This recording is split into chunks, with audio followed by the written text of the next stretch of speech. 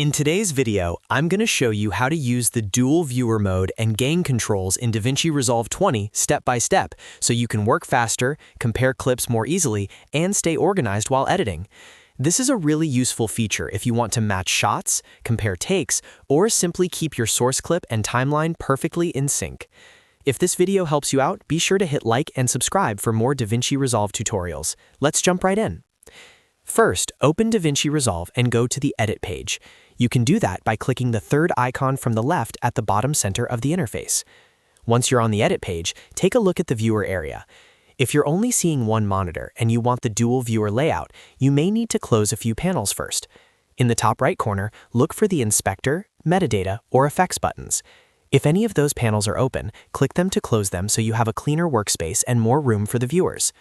Now that your interface is ready, look at the top right area of the viewer panel and click the dual viewer icon. This changes the layout so you can see both the source viewer and the timeline viewer side by side. This is the key setup for faster editing, because now you can compare a clip from the media pool with the current position in your timeline at the same time. Next, load a clip into the source viewer on the left. To do that, go to your media pool and double-click the clip you want to preview. At the same time, make sure your active edit is visible in the timeline viewer on the right.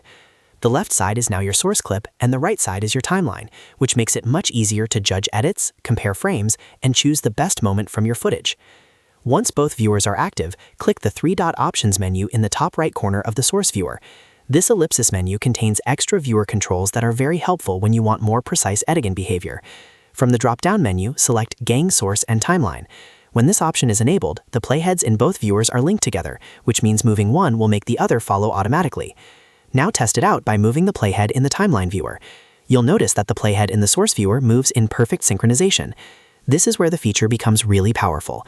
Instead of guessing whether two shots match, you can compare different takes or angles of the same action at the exact same timecode. That makes it much easier to line up reactions, cut on movement, or find the smoothest transition between clips. If you need to go back to normal independent playback, just click the three-dot options menu again and uncheck Gang Source and Timeline. That will separate the viewers so you can navigate each one on its own without affecting the other. This is useful when you want to search through a source clip freely while keeping your timeline edit fixed in place. And if you need even more screen space for complex edits, you can toggle back to single viewer mode using the icon in the top right corner of the interface. Single viewer mode gives you more room for the timeline and other editing tools, which can be especially helpful when you're doing detailed trimming, assembling longer edits, or working on a laptop screen. So that's how to use dual viewer mode and gain controls in DaVinci Resolve 20. Once you get used to this workflow, you'll save time, compare clips more accurately, and make your editing process a lot smoother. If this tutorial helped you, please hit the like button, subscribe for more DaVinci Resolve tips, and I'll see you in the next video.